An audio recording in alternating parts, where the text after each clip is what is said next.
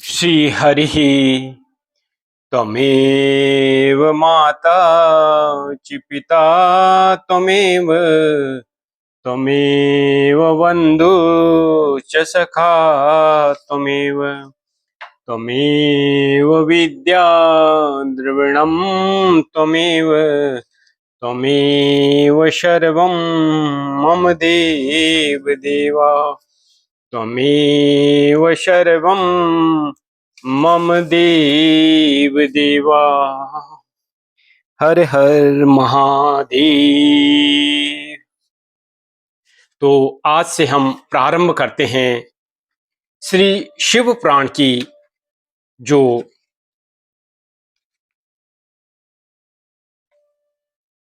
कथाएं हैं उनको। और सबसे पहले श्री शिव पुराण महात्म्य। श्री गणेशाय नमः। भवादिमग्नं दीनं मा समुद्धर भवान्वात् कर्मग्राह गृहीतांग दासोहम तव शंकरा। सौनक जी के साधन विषयक प्रश्न करने पर सूत जी का उन्हें शिव पुराण की उत्कृष्ट महिमा सुनाना। श्री सौनक जी ने पूछा, महाज्ञानी सूत जी, आप संपूर्ण सिद्धांतों के ज्ञाता हैं। प्रभु, मुझसे पुराणों की कथाओं के सार तत्व का विशेष रूप से वर्णन कीजिए। ज्ञान और वैराग्य सहित भक्ति से प्राप्त होने वाले विवेक की वृद्धि कैसे होती है तथा साधु पुरुष किस प्रकार अपने काम क्रोध आदि मानसिक विचारों का निवारण करते हैं। इस घोर कलिकाल में जीव प्राय आसुर स्वभाव के हो गए हैं।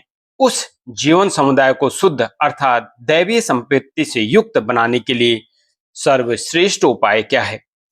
आप इस समय मुझे ऐसा कोई शाश्वत साधन बताइए जो कल्याणकारी वस्तुओं में भी सबसे उत्कृष्ट एवं मंगलकारी हो तथा पवित्र करने वाले उपायों में भी सर्वोत्तम पवित्र कारक उपाय हो।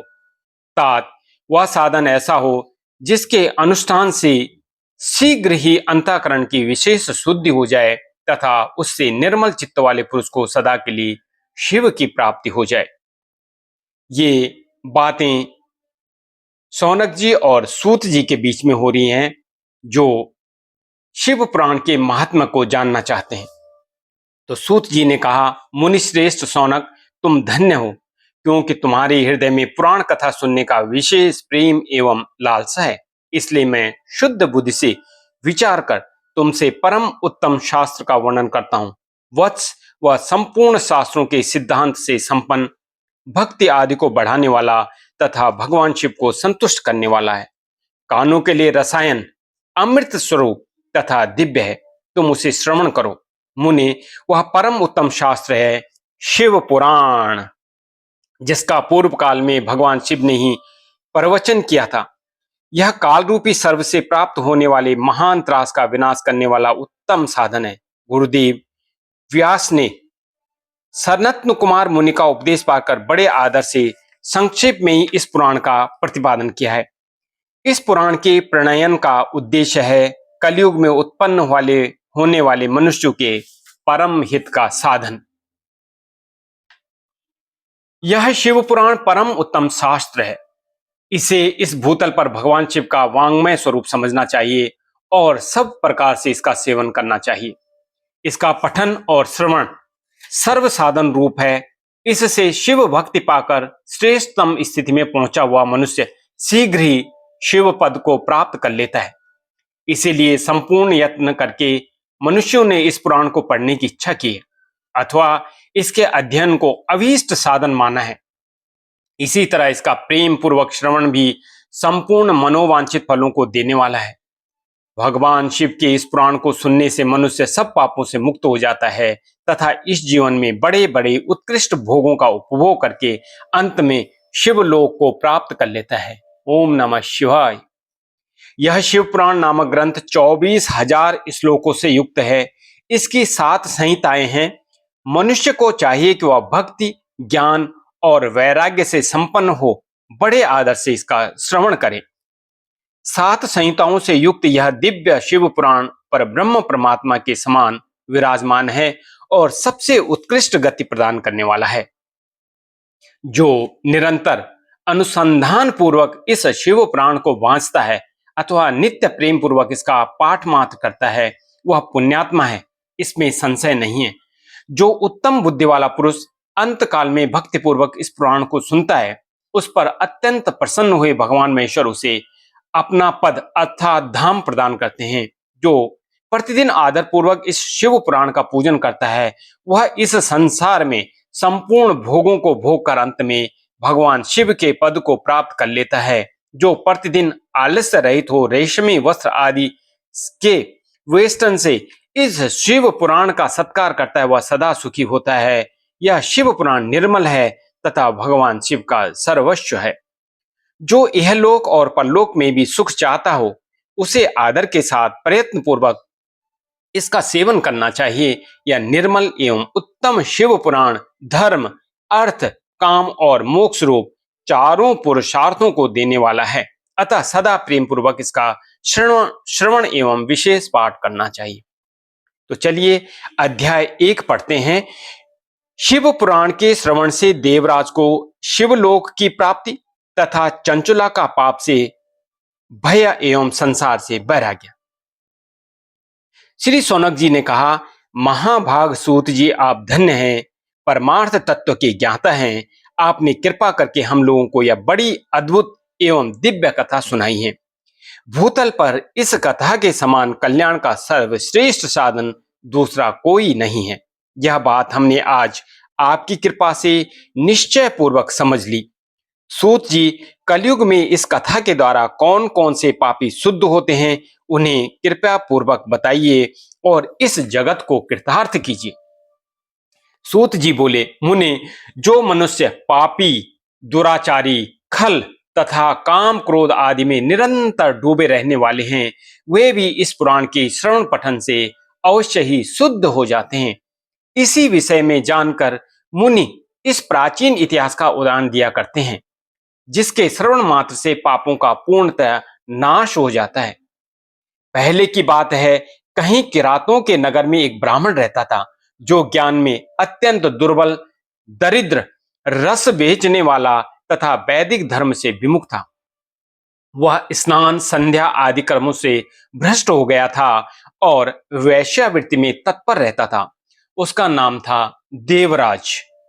वह अपने ऊपर विश्वास करने वाले लोगों को ठगा करता था। उसने ब्राह्मणों, क्षत्रियों, वैश्यों, शूद्रों तथा दूसरों को भी अनेक बहानों से मारकर उनका धन हड़प लिया था, परंतु उस पापी का थोड़ा सा भी धन कभी धर्म के काम में नहीं लगा। वह वैश्यागामी तथा सब प्रकार से आचार भ्रष्ट था। एक दिन घूमता घामता वह दैव योग से प्रतिष्ठानपुर अर्थात झूसी प्रयाग में जा पहुंचा। वहां उसने एक शिवालय देखा, जहां बहुत से साधु महात्मा एकत्र हुए थे। देवराज उस शिवालय में ठहर गया, किंतु वहां उस ब्राह्मण को ज्वर आ गया। उस ज्वर से उसको बड़ी पीड़ा होने लगी। वहां एक ब्राह्मण देवता शिव पुराण की कथा सुना रहे थे। ज्वर में पड़ा हुआ देवराज ब्राह्मण के मुखारविंद से निकली हुई उस शिव कथा को निरंतर सुनता रहा। 1 मास के बाद वह जर से अत्यंत पीड़ित होकर चल बसा। यमराज के दूत आए और उसे पासों में बांधकर बलपूर्वक यमपुरी में ले गए। इतने में ही शिवलोक से भगवान शिव के पार्षद गण आ गए। उनके गौर अंग कर्पूर के समान उज्जवल थे, हाथ त्रिशूल से सुशोभित हो रहे थे। उनके संपूर्ण अंग भस्म से उद्भासित थे और रुद्राक्ष की मालाएं उनके शरीर की शोभा बढ़ा रहे थे। वे सब के सब क्रोध पूर्वक यमपुरी में गए और यमराज के दूतों को मार पीट कर बारंबार धमकाकर उन्होंने देवराज को उनके चंगुल से छुड़ा लिया और अत्यंत अद्भुत विमान पर बिठाकर जब वे शिवदूत कैलाश जाने को उद्यत हुए, उस समय यमपुरी में बड़ा भारी कोलाहल मच गया। उस कोलाहल को सुनकर धर्मराज अपने भवन से बाहर आए। साक्षात दूसरे रुद्रों के समान प्रतीत होने वाले उन चारों दूतों को देखकर धर्मज्ञ धर्मराज ने उनका विधि पूर्वक पूजन किया और ज्ञान दृष्टि से देखकर सारा वृतांत जान लिया। उन्होंने भय के कारण भगवान शिव के उन महात्मा दूतों से कोई बात नहीं पूछी, उल्टे उन सबकी पूजा एवं प्रार्थना की। तत्पश्चात वे शिवदूत कैलाश को चले गए। और वहां पहुंचकर उन्होंने उस ब्राह्मण को दया सागर सांब शिव के हाथों में दे दिया। सौनक जी ने कहा, महाभाग सूत जी, आप सर्वज्ञ हैं। महामते, आपके कृपा प्रसाद से मैं बारंबार कृतार्थ हुआ। इस इतिहास को सुनकर मेरा मन अत्यंत आनंद में निमग्न हो रहा है। अतः अब भगवान शिव में प्रेम बढ़ाने वाली शिव संबंधिनी दूसरी कथा को भी कहिए। सूत जी बोले, सौनक सुनो, मैं तुम्हारे सामने गोपनीय कथा वस्तु का भी वर्णन करूंगा, क्योंकि तुम शिव भक्तों में अग्रगण्य तथा वेद वेत्ताओं में श्रेष्ठ हो। समुद्र के निकटवर्ती प्रदेश में एक वास्कल नामक ग्राम है, जहां वैदिक धर्म से विमुख महापापी द्विज निवास करते हैं। वे सबके सब बड़े दुष्ट हैं। उनका मन दूषित विषय भोगों में ही लगा रहता है। वे न देवताओं पर विश्वास करते हैं, न भाग्य पर। वे सभी कुटिल वृत्ति वाले हैं। किसानी करते और भांति भांति के घातक अस्त्र शस्त्र रखते हैं। वे व्यभिचारी और खल हैं। ज्ञान, वैराग्य तथा सद्धर्म का सेवन ही मनुष्य के लिए परम पुरुषार्थ है। इस बात को ये बिल्कुल नहीं जानते। वे सभी पशु बुद्धि वाले हैं। जहां के द्विज ऐसे हों, वहां के अन्य वर्णों के विषय में क्या कहा जाए। अन्य वर्णों के लोग भी उन्हीं की भांति कुत्सित विचार रखने वाले, स्वधर्म विमुख एवं खल हैं। वे सदा कुकर्म में लगे रहते और नित्य विषय भोगों में ही डूबे रहते हैं। वहां की सब स्त्रियां भी कुटिल स्वभाव की, स्वेच्छाचारिणी, पापाशक्त, कुत्सित विचार वाली और व्यभिचारिणी हैं। वे सद्व्यवहार तथा सदाचार से सर्वदा शून्य हैं। इस प्रकार वहां दुष्टों का ही निवास है। उस वास्कल नामक ग्राम में किसी समय एक बिंदुक नामधारी ब्राह्मण रहता था। वह बड़ा अधम था, दुरात्मा और महापापी था। यद्यपि उसकी स्त्री बड़ी सुंदरी थी, वो भी वह कुमार्ग पर ही चलता था। उसकी पत्नी का नाम चंचला था। वह सदा उत्तम धर्म के पालन में लगी रहती थी, तो भी उसे छोड़कर वह दुष्ट ब्राह्मण वैश्यगामी हो गया। इस तरह कुकर्म में लगे हुए उस बिंदुक के बहुत वर्ष व्यतीत हो गए। उसकी स्त्री चंचला काम से पीड़ित होने पर भी स्वधर्म नाश के भय से क्लेश सहकर भी दीर्घ काल तक धर्म से भ्रष्ट नहीं हुई, परंतु दुराचारी पति के आचरण से प्रभावित हो आगे चलकर वह स्त्री भी दुराचारिणी हो गई। इस तरह दुराचार में डूबे हुए उन मूढ़ चित्त वाले पति पत्नी का बहुत सा समय व्यर्थ बीत गया। तदनंतर शूद्र जातीय वैश्य का पति बना हुआ वह दूषित बुद्धि वाला दुष्ट ब्राह्मण बिंदुक समयानुसार मृत्यु को प्राप्त हो नरक में जा पड़ा। बहुत दिनों तक नरक के दुख भोग कर वह मूढ़ बुद्धि पापी विंध्य पर्वत पर भयंकर पिशाच हुआ।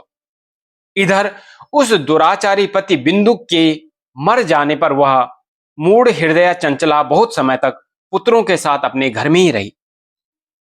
एक दिन देव योग से किसी पुण्य पर्व के आने पर वह स्त्री भाई बंधु के साथ गोकर्ण क्षेत्र में गई। तीर्थ यात्रियों के संग से उसने भी उस समय जाकर किसी तीर्थ के जल में स्नान किया। फिर वह साधारणतया मेला देखने की दृष्टि से बंधुजनों के साथ यत्र तत्र घूमने लगी। घूमती घामती किसी देव मंदिर में गई और वहां उसने एक देवज्ञ ब्राह्मण के मुख से भगवान शिव की परम पवित्र एवं कल्याणकारिणी उत्तम पौराणिक कथा सुनी। ओम नमः शिवाय। कथावाचक ब्राह्मण कह रहे थे कि जो स्त्रियां पर पुरुषों के साथ व्यभिचार करती हैं, वे मरने के बाद जब यमलोक में जाती हैं, तब यमराज के दूत उसकी योनि में तपे हुए लोहे का परिग डालते हैं। पौराणिक ब्राह्मण के मुख से यह वैराग्य बढ़ाने वाली कथा सुनकर चंचला भय से व्याकुल हो कांपने लगी। जब कथा समाप्त हुई और सुनने वाले सब लोग वहां से बाहर चले गए, तब वह भयभीत नारी एकांत में शिव पुराण की कथा बांचने वाले उन ब्राह्मण देवता से बोली। चंचला ने कहा, ब्राह्मण, मैं अपने धर्म को नहीं जानती, इसलिए मेरे द्वारा बड़ा दुराचार हुआ है। स्वामिन, मेरे ऊपर अनुपम कृपा करके आप मेरा उद्धार कीजिए। आज आपके वैराग्य रस से ओतप्रोत इस प्रवचन को सुनकर मुझे बड़ा भय लग रहा है। मैं कांप उठी हूं और मुझे इस संसार से वैराग्य हो गया है। मुझ मूढ़ चित्त वाली पापिनी को धिक्कार है। मैं सर्वदा निंदा के योग्य हूं, कुत्सित विषयों में फंसी हुई और अपने धर्म से विमुख हो गई हूं। हाय, न जाने किस किस घोर कष्टदायक दुर्गति में मुझे पड़ना पड़ेगा और वहां कौन कौन बुद्धिमान पुरुष कुमार्ग में मन लगाने वाले मुझ पापिन का साथ देगा। मृत्यु काल में उन भयंकर यमदूतों को मैं कैसे देखूंगी? जब वे बलपूर्वक मेरे गले में फंदा डालकर मुझे बांधेंगे, तब मैं कैसे धीरज धारण करूंगी? नरक में जब मेरे शरीर के टुकड़े टुकड़े किए जाएंगे, उस समय विशेष दुख देने वाली उस महायातना को मैं वहां कैसे सहूंगी?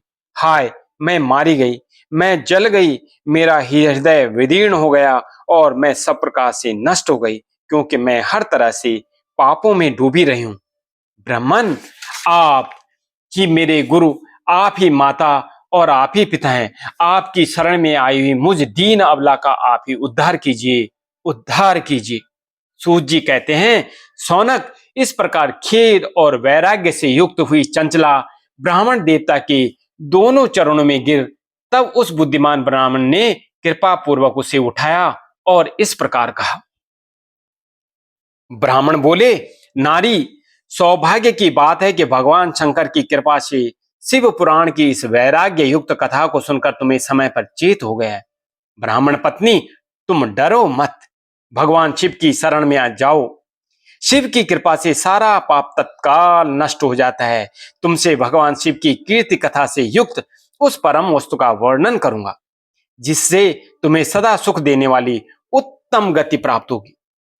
शिव की उत्तम कथा सुनने से ही तुम्हारी बुद्धि इस तरह पश्चाताप से युक्त एवं शुद्ध हो गई, युक्त और शुद्ध हो गई है। साथ ही तुम्हारे मन में विषयों के प्रति वैराग्य हो गया है। पश्चाताप ही पाप करने वाले पापियों के लिए सबसे बड़ा प्रायश्चित है। सत्पुरुषों ने सबके लिए प्रायश्चित ताप को ही समस्त पापों का शोधक बताया है।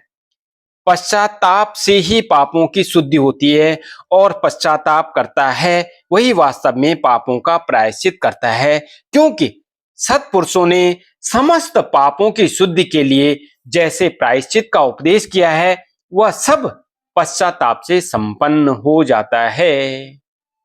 जो पुरुष विधि पूर्वक प्रायश्चित करके निर्भय हो जाता है पर अपने कुकर्म के लिए पश्चाताप नहीं करता, उसे प्रायः उत्तम गति प्राप्त नहीं होती, परंतु जिसे अपने कुकृत्य पर हार्दिक पश्चाताप होता है, वह अवश्य उत्तम गति का भागी होता है, इसमें संशय नहीं है।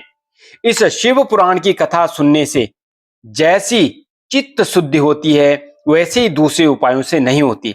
जैसे दर्पण साफ करने पर निर्मल हो जाता है, उसी प्रकार इस शिव पुराण की कथा से चित्त अत्यंत शुद्ध हो जाता है। इसमें बिल्कुल भी संशय नहीं है। मनुष्यों के शुद्ध चित्त में जगदम्बा पार्वती सहित भगवान शिव विराजमान रहते हैं। इससे वह विशुद्ध आत्मा पुरुष श्री सांब सदाशिव के पद को प्राप्त होता है। इस उत्तम कथा का श्रवण समस्त मनुष्य के लिए कल्याण का बीज है। अतः यथोचित अर्थात शास्त्रोक्त मार्ग से इसकी आराधना अथवा सेवा करनी चाहिए। यह भव बंधन रूपी रोग का नाश करने वाली है। भगवान शिव की कथा को सुनकर फिर अपने हृदय में उनका मनन एवं निधि ध्यासन करना चाहिए। इससे पूर्णतया चित्त शुद्धि हो जाती है। चित्त शुद्धि होने से महेश्वर की भक्ति अपने दोनों पुत्रों ज्ञान और वैराग्य के साथ निश्चय ही प्रकट होती है। तत्पश्चात महेश्वर के अनुग्रह से दिव्य मुक्ति प्राप्त होती है, इसमें संशय नहीं है। जो मुक्ति से वंचित है उसे पशु समझना चाहिए, क्योंकि उसका चित्त माया के बंधन में आसक्त है। वह निश्चय ही संसार बंधन से मुक्त नहीं हो पाता। ब्राह्मण पत्नी, इसलिए तुम विषयों से मन को हटा लो और भक्ति भाव से भगवान शंकर की इस परम पावन कथा को सुनो। परमात्मा शंकर की इस कथा को सुनने से तुम्हारे चित्त की शुद्धि होगी और इससे तुम्हें मोक्ष की प्राप्ति हो जाएगी। जो निर्मल चित्त से भगवान शिव के चरणार बिंदु का चिंतन करता है, उसकी एक ही जन्म में मुक्ति हो जाती है। यह मैं तुमसे सत्य कहता हूं। सूत जी कहते हैं, शौनक, इतना कहकर वे श्रेष्ठ शिव भक्त ब्राह्मण चुप हो गए। उनका हृदय करुणा से आर्द्र हो गया था। वे शुद्ध चित्त महात्मा भगवान शिव के ध्यान में मग्न हो गए। तदनंतर बिंदु की पत्नी चंचला मन ही मन प्रसन्न हो उठी। ब्राह्मण का उपदेश सुनकर उसके नेत्रों में आनंद के आंसू छलक आए थे। वह ब्राह्मण पत्नी चंचला हर्ष भरे हृदय से उन श्रेष्ठ ब्राह्मण की दोनों चरणों में गिर पड़ी और हाथ जोड़कर बोली, मैं कृतार्थ हो गई। तत्पश्चात उठकर वैराग्य युक्त उत्तम बुद्धि वाली वह स्त्री जो अपने पापों के कारण आतंकित थी, उन महान शिव भक्त ब्राह्मण से हाथ जोड़कर गदगद वाणी में बोली। चंचला ने कहा, ब्राह्मण, शिव भक्तों में श्रेष्ठ स्वामिन, आप धन्य हैं, परमार्थदर्शी हैं और सदा परोपकार में लगे रहते हैं, इसलिए श्रेष्ठ साधु पुरुषों में प्रशंसा के योग्य हैं। साधु, मैं नरक के समुद्र में गिर रही हूं, आप मेरा उद्धार कीजिए, उद्धार कीजिए। पौराणिक अर्थ तत्व से संपन्न जिस सुंदर शिव पुराण की कथा को सुनकर मेरे मन में संपूर्ण विषयों से वैराग्य उत्पन्न हो गया, उसी इस शिव पुराण को सुनने के लिए इस समय मेरे मन में बड़ी श्रद्धा हो रही है। सूत जी कहते हैं, ऐसा कहकर हाथ जोड़ उनका अनुग्रह पाकर चंचला उस शिव पुराण की कथा को सुनने की इच्छा मन में लिए उन ब्राह्मण देवता की सेवा में तत्पर हो वहां रहने लगी। तदनंतर शिव भक्तों में श्रेष्ठ और शुद्ध बुद्धि वाले उन ब्राह्मण देव ने उसी स्थान पर उस स्त्री को शिव पुराण की उत्तम कथा सुनाई। इस प्रकार उस गोकर्ण नामक महाक्षेत्र में उन्हीं श्रेष्ठ ब्राह्मण ने उसने शिव पुराण की वह उत्तम कथा सुनी जो भक्ति, ज्ञान और वैराग्य को बढ़ाने वाली तथा मुक्ति देने वाली है। उस परम उत्तम कथा को सुनकर वह ब्राह्मण पत्नी अत्यंत कृतार्थ हो गई। उसका चित्त शीघ्र ही शुद्ध हो गया। फिर भगवान शिव के अनुग्रह से उसके हृदय में शिव के सगुण रूप का चिंतन होने लगा। इस प्रकार उसने भगवान शिव में लगी रहने वाली उत्तम बुद्धि पाकर शिव के सच्चिदानंदमय स्वरूप का बारंबार चिंतन आरंभ किया। तत्पश्चात समय के पूर्ण होने पर भक्ति, ज्ञान और वैराग्य से युक्त हुई चंचला ने अपने शरीर का बिना कष्ट के त्याग दिया। इतने में ही त्रिपुर शत्रु भगवान शिव का भेजा हुआ एक दिव्य विमान द्रुत गति से वहां पहुंचा, जो उनके अपने गणों से संयुक्त और भांति भांति के शोभा साधनों से संपन्न था। चंचला उस विमान पर आरूढ़ हुई और भगवान शिव के श्रेष्ठ पार्षद ने उसे तत्काल शिवपुरी में पहुंचा दिया। उसके सारे मल धुल गए थे। वह दिव्य स्वरूप धारणी दिव्यांगना हो गई थी। उसके दिव्य अवयव उसकी शोभा बढ़ाते थे। मस्तक पर अर्धचंद्र का मुकुट धारण किए वह गौरांगी देवी शोभाशाली दिव्य आभूषणों से विभूषित थी। शिवपुरी में पहुंचकर उसने सनातन देवता त्रिनेत्रधारी महादेव जी को देखा। सभी मुख्य देवता उनकी सेवा में खड़े थे। गणेश, भृंगी, नंदीश्वर तथा वीरभद्रेश्वर आदि उनकी सेवा में उत्तम भक्तिभाव से उपस्थित थे। उनकी अंग कांति करोड़ों सूर्यों के समान प्रकाशित हो रही थी। कंठ में नील चिन्ह शोभा पाता था। 5 मुख और प्रत्येक मुख में 3-3 नेत्र थे। मस्तक पर अर्धचंद्राकार मुकुट शोभा देता था। उन्होंने अपने वामांग भाग में गौरी देवी को बिठा रखा था, जो विद्युत पुंज के समान प्रकाशित हो रही थी। गौरीपति महादेव जी की कांति कपूर के समान गौर थी। उनका सारा शरीर श्वेत भस्म से भासित था। शरीर पर श्वेत वस्त्र शोभा पा रहे थे। इस प्रकार परम उज्जवल भगवान शंकर का दर्शन करके वह ब्राह्मण पत्नी चंचला बहुत प्रसन्न हुई। अत्यंत प्रीति युक्त होकर उसने बड़ी उतावली के साथ भगवान को बारंबार प्रणाम किया। फिर हाथ जोड़कर वह बड़े प्रेम, आनंद और संतोष से युक्त हो विनीत भाव से खड़ी हो गई। उसके नेत्रों से आनंद आश्रुओं की अविरल धारा बहने लगी तथा संपूर्ण शरीर में रोमांच हो गया। उस समय भगवती पार्वती और भगवान शंकर ने उसे बड़ी करुणा के साथ अपने पास बुलाया और सौम्य दृष्टि से उसकी ओर देखा। पार्वती जी ने तो दिव्य रूप धारणी बिंदु प्रिया चंचला को प्रेम पूर्वक अपनी सखी बना लिया। वह उस परमानंद घन ज्योति स्वरूप सनातन धाम में अविचल निवास पाकर दिव्य सौख्य से संपन्न हो अक्षय सुख का अनुभव करने लगी। ओम नमः शिवाय। सूत जी बोले, सौनक, एक दिन परमानंद में निमग्न हुई चंचला ने उमा देवी के पास जाकर प्रणाम किया और दोनों हाथ जोड़कर वह उनकी स्तुति करने लगी। चंचला बोली, गिरिराज नंदिनी, स्कंद माते उमे, मनुष्यों ने सदा आपका सेवन किया है।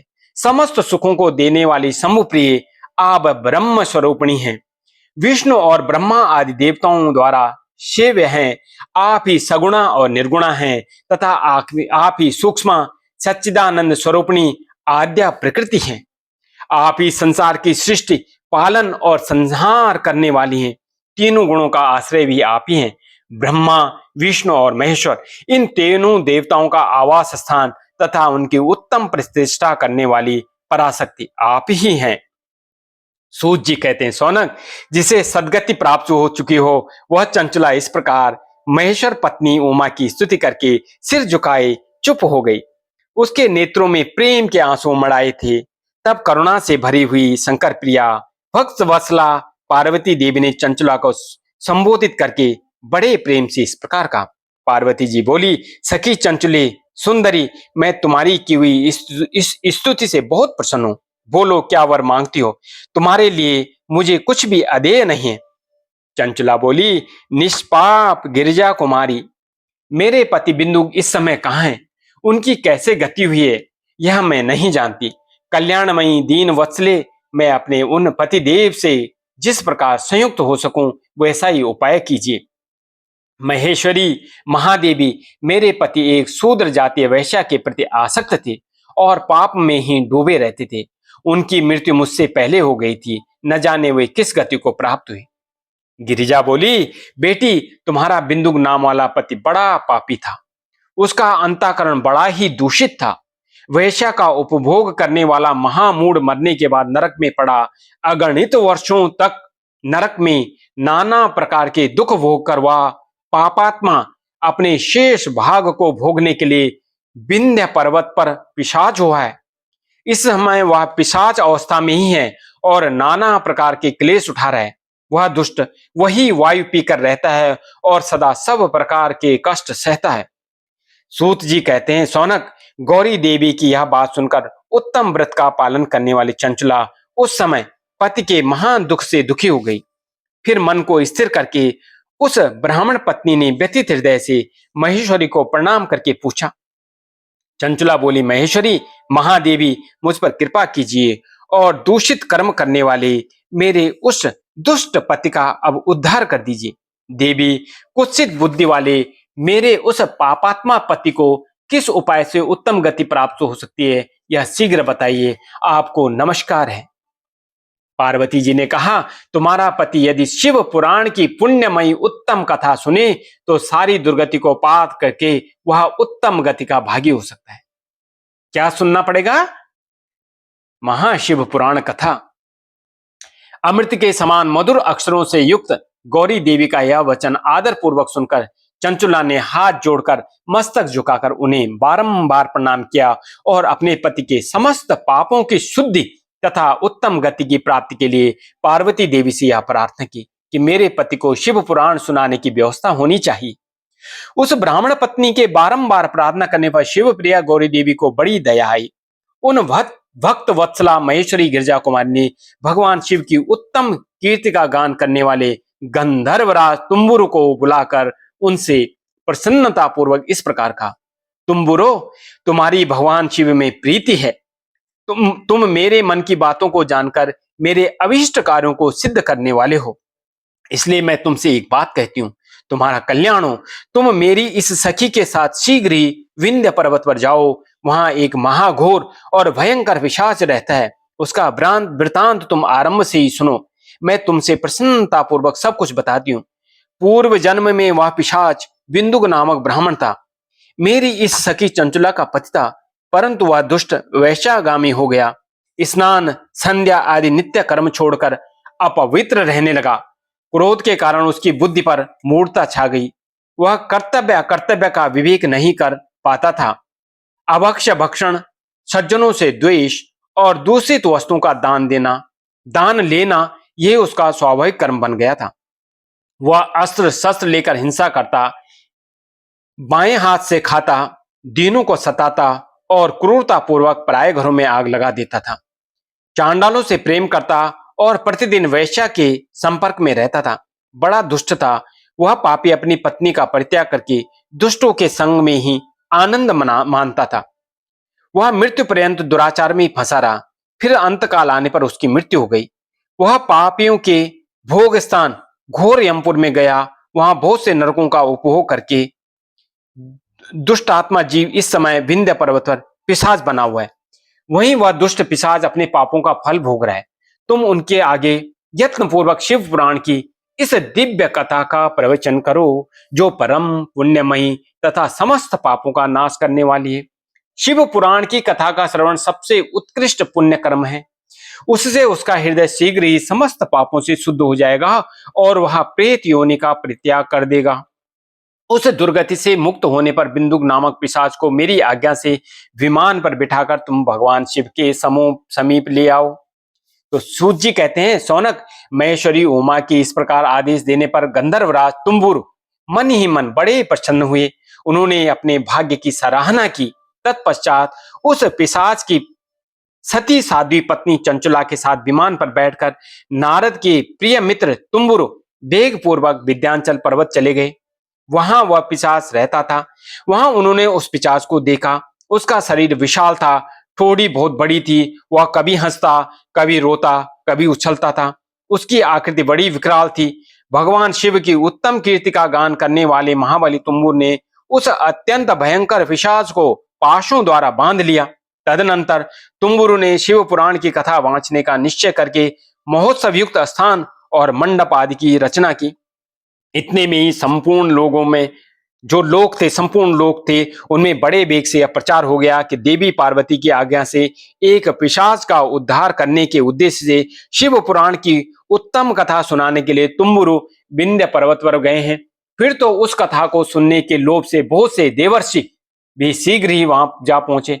आदर पूर्वक शिव पुराण सुनने के लिए आए हुए लोगों का उस पर्वत पर बड़ा अद्भुत और कल्याणकारी समाज जुट गया।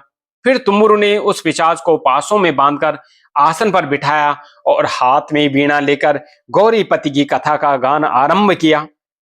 पहली अर्थात विद्येश्वर संहिता से लेकर 7वीं वायु संहिता तक महात्म्य सहित शिव पुराण की कथा का उन्होंने स्पष्ट वर्णन किया। 7 संहिताओं सहित शिव पुराण का आदर पूर्वक श्रवण करके वे सभी श्रोता पूर्णतः कृतार्थ हो गए। उस समय पुण्यमय शिव पुराण को सुनकर उस पिशाच ने अपने सारे पापों को धोकर उस पैशाचिक शरीर को त्याग दिया। फिर तो शीघ्र ही उसका रूप दिव्य हो गया। अंग कांति कौर्ण वर्ण की हो गई। शरीर पर श्वेत वस्त्र तथा सब प्रकार के पुरुषोचित आभूषण उसके अंगों को उद्भासित करने लगे। वह त्रिनेत्रधारी चंद्रशेखर रूप हो गया। इस प्रकार दिव्य देहधारी होकर श्रीमान बिंदुक अपनी प्राण वल्लभा चंचला के साथ स्वयं ही पार्वती वल्लभ भगवान शिव का गुणगान करने लगा। उसकी स्त्री को इस प्रकार दिव्य रूप से सुशोभित देख हुए सभी देवर्षि बड़े विस्मित हुए। उनका चित्त परमानंद से परिपूर्ण हो गया। भगवान महेश्वर का यह अद्भुत चरित्र सुनकर वे सभी श्रोता परम कृतार्थ हो गए। प्रेम पूर्वक शिव शक्ति का यशोगान करते हुए अपने अपने धाम को चले गए।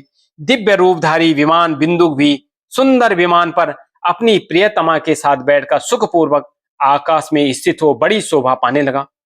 तदनंतर महेश्वर के सुंदर एवं मनोहर गुणों का गान करता हुआ वह अपनी प्रियतमा तथा तुम्बुरु के साथ शीघ्र ही शिव धाम में जा पहुंचा। वहां भगवान महेश्वर तथा पार्वती देवी ने प्रसन्नता पूर्वक बिंदुक का बड़ा सत्कार किया और उसे अपना पार्षद बना लिया। उसकी पत्नी चंचला पार्वती जी की सखी हो गई। उस घनीभूत ज्योति स्वरूप परमानंदमय सनातन धाम में अविचल निवास पाकर वे दोनों दंपति परम सुखी हो गए। ओम नमः शिवाय। तो थोड़ा समय ये हमारे हो गए 4 अध्याय।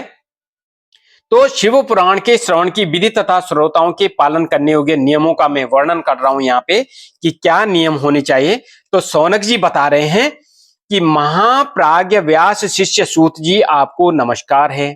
कौन कह रहे हैं? सौनक जी कह रहे हैं। आप धन्य हैं, शिव भक्तों में श्रेष्ठ हैं। आपके महान गुण वर्णन करने योग्य हैं। आपके महान गुण वर्णन करने योग्य हैं। आप कल्याणमय शिव पुराण के श्रवण की विधि बतलाइए, जिससे सभी श्रोताओं को संपूर्ण उत्तम फल की प्राप्ति हो। तो सूत जी कहते हैं कि मुने शौनक, अब मैं तुम्हें संपूर्ण फल की प्राप्ति के लिए शिव पुराण के श्रवण की विधि बता रहा हूं। पहले किसी ज्योतिषी को बुलाकर दान मान से संतुष्ट करके अपने सहयोगी लोगों के साथ बैठकर बिना किसी विघ्न बाधा के कथा की समाप्ति होने के उद्देश्य से शुद्ध मुहूर्त का अनुसंधान कराएं और प्रयत्न पूर्वक देश देश में स्थान स्थान पर यह संदेश भेजें कि हमारे यहाँ शिव पुराण की कथा होने वाली है। अपने कल्याण की इच्छा रखने वाले लोगों को उसे सुनने के लिए अवश्य पधारना चाहिए। कुछ लोग भगवान श्री हरि की कथा से बहुत दूर पड़ गए हैं। कितने ही स्त्री, शूद्र आदि भगवान शंकर के कथा कीर्तन से वंचित रहते हैं। उन सबको भी सूचना हो जाए, ऐसा प्रबंध करना चाहिए। देश देश में जो भगवान शिव के भक्त हों तथा शिव कथा के कीर्तन और श्रवण के लिए उत्सुक हो, उन सबको आदर पूर्वक बुलाना चाहिए और आए हुए लोगों का सब प्रकार से आदर सत्कार करना चाहिए। शिव मंदिर में, तीर्थ में, वन प्रांत में अथवा घर में शिव पुराण की कथा सुनने के लिए उत्तम स्थान का निर्माण करना चाहिए। केले के खंभों से सुशोभित एक ऊंचा कथा मंडप तैयार कराएं। उसे सब ओर फल पुष्प आदि से तथा सुंदर चंदोवे से अलंकृत करें और चारों ओर ध्वजा पताका लगाकर तरह तरह के सामानों से सजाकर सुंदर शोभा संपन्न बना दें। भगवान शिव के प्रति सब प्रकार से उत्तम भक्ति करनी चाहिए। वही सब तरह से आनंद का विधान करने वाले हैं। परमात्मा भगवान शंकर के लिए दिव्य आसन का निर्माण करना चाहिए तथा कथावाचक के लिए भी एक ऐसा दिव्य आसन बनाना चाहिए जो उनके लिए सुखद हो सके। मुने, नियम पूर्वक कथा सुनने वाले श्रोताओं के लिए भी यथा योग्य सुंदर स्थानों की व्यवस्था करनी चाहिए। अन्य लोगों के लिए साधारण स्थान ही रखने चाहिए। जिसके मुख से निकली हुई वाणी देहधारियों के लिए कामधेनु के समान अविष्ट फल देने वाली होती है, उस पुराण वेता विद्वान वक्ता के प्रति तुच्छ बुद्धि कभी नहीं करनी चाहिए। संसार में जन्म तथा गुणों के कारण बहुत से गुरु होते हैं, परंतु उन सब में पुराणों का ज्ञाता विद्वान ही परम गुरु माना गया है। पुराण वेता पवित्र, दक्ष, शांत, ईर्ष्या पर विजय पाने वाला, साधु और दयालु होना चाहिए। ऐसा प्रवचन कुशल विद्वान इस पुण्यमयी कथा को कहें। सूर्योदय से आरंभ करके 3:30 प्रहर तक उत्तम बुद्धि वाले विद्वान पुरुष को शिव पुराण की कथा सम्यक रीति से बांचनी चाहिए। मध्याह्न काल में 2 घड़ी तक कथा बंद रखनी चाहिए, जिससे कथा कीर्तन से अवकाश पाकर लोग मलमूत्र का त्याग कर सकें। कथा आरंभ के दिन से 1 दिन पहले व्रत ग्रहण करने के लिए वक्ता को क्षौर कर लेना चाहिए। जिन दिनों कथा हो रही है उन दिनों प्रयत्न पूर्वक प्रातः काल का सारा नित्य कर्म संक्षेप में ही कर लेना चाहिए। वक्ता के पास उनकी सहायता के लिए एक दूसरा वैसा ही विद्वान स्थापित करना चाहिए। वह भी सब प्रकार के संशयों को निवृत्त करने में समर्थ और लोगों को समझाने में कुशल हो। कथा में आने वाले विघ्नों की निवृत्ति के लिए गणेश जी का पूजन करें। ओम गणपते नमः। कथा के स्वामी भगवान शिव की तथा विशेषता शिव पुराण की पुस्तक की भक्ति भाव से पूजा करें। तत्पश्चात उत्तम बुद्धि वाला श्रोता तन मन से शुद्ध एवं प्रसन्न चित्त हो आदर पूर्वक शिव पुराण की कथा सुने। जो वक्ता और श्रोता अनेक प्रकार के कर्मों में भटक रहे हों, काम आदि 6 विकारों से युक्त हों, स्त्री में आसक्ति रखते हों और पाखंड पूर्ण बातें करते हों, वो पुण्य के भागी नहीं होते। जो लौकिक चिंता तथा धन, गृह एवं पुत्र आदि की चिंता को छोड़कर कथा में मन लगाए रहते हैं, उन शुद्ध बुद्धि पुरुषों को उत्तम फल की प्राप्ति होती है। जो श्रोता श्रद्धा और भक्ति से युक्त होते हैं, दूसरे कर्मों में मन नहीं लगाते और मौन, पवित्र एवं उद्वेग शून्य होते हैं, वही पुण्य के भागी होते हैं। सूत जी बोले, सौनक, अब शिव पुराण सुनने का व्रत लेने वाले पुरुषों के लिए जो नियम है उन्हें भक्ति पूर्वक सुनो। नियम पूर्वक इस श्रेष्ठ कथा को सुनने से बिना किसी विघ्न बाधा के उत्तम फल की प्राप्ति होती है। जो लोग दीक्षा से रहित हैं उनका कथा श्रवण में अधिकार नहीं है। अतः मुने, कथा सुनने की इच्छा रखने वाले सब लोगों को पहले वक्ता से दीक्षा ग्रहण करनी चाहिए। जो लोग नियम से कथा सुने उनको ब्रह्मचार्य से रहना, भूमि पर सोना, पत्तल में खाना और प्रतिदिन कथा समाप्त होने पर ही अन्न ग्रहण करना चाहिए।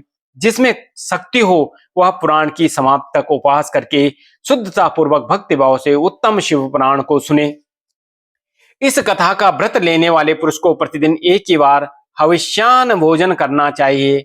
जिस प्रकार से कथा श्रवण का नियम सुखपूर्वक सज सके वैसे ही करना चाहिए।